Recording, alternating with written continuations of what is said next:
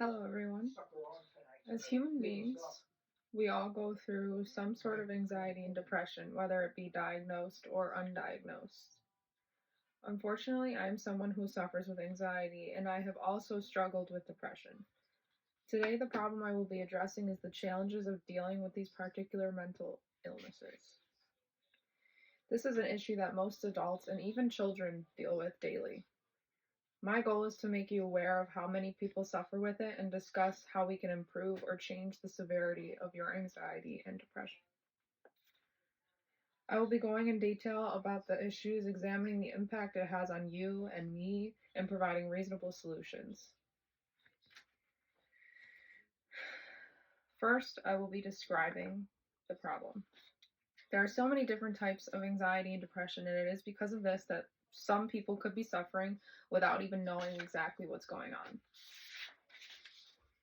There are many factors that go into having anxiety and depression. A traumatic event occurs in your life, loss of a family member, bad breakup, school or college being stressful, and many more significant life events.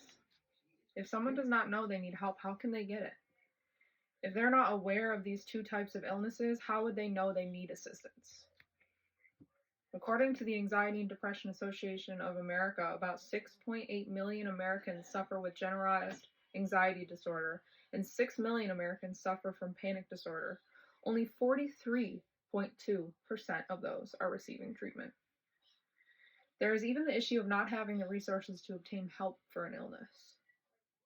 In fact, according to the State of Mental Health in America, 42% of adults who have a mental illness simply cannot afford to get the necessary care involving medicine and guidance from a doctor. This organization's website provides credible statistics on the percentages of Americans who struggle with mental illness and cannot receive help. As is evident on their platform, almost half of the adults in America are unable to afford the care they need to better themselves in their illness.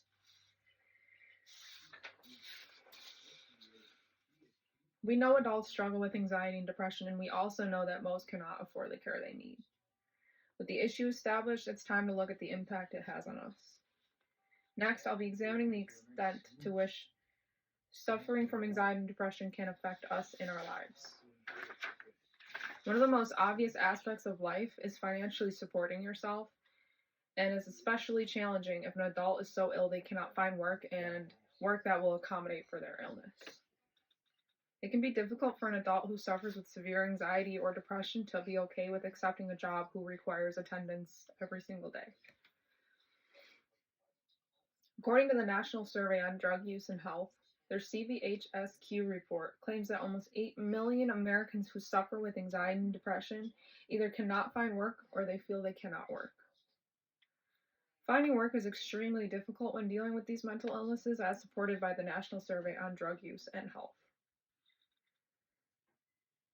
The effects of these challenges can take a toll mentally and physically.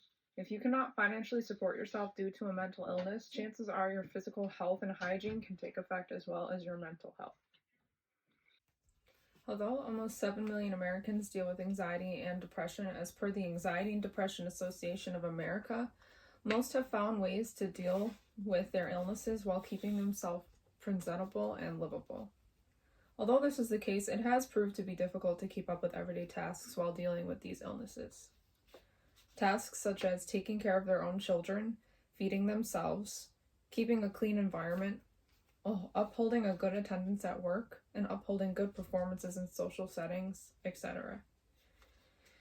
I myself have found it hard to find ways to keep myself manageable in everyday life before finding what helps my particular anxiety.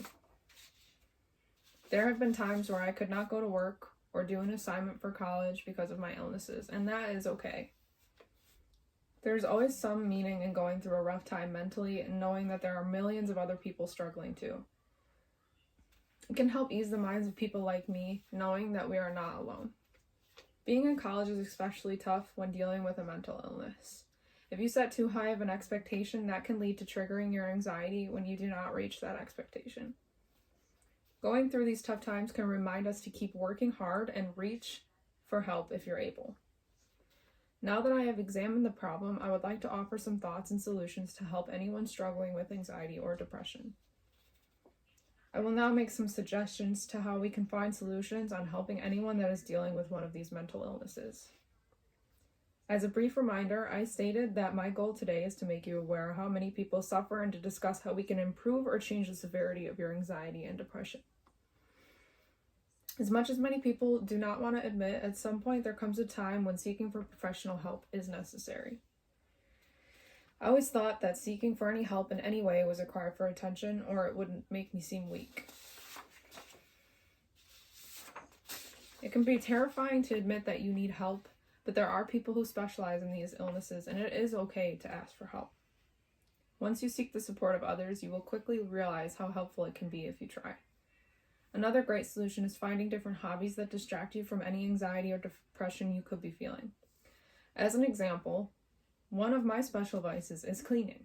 There's always something that could be cleaned around my house, and it really does help me keep my mind off things, and I really do consider it my own type of therapy.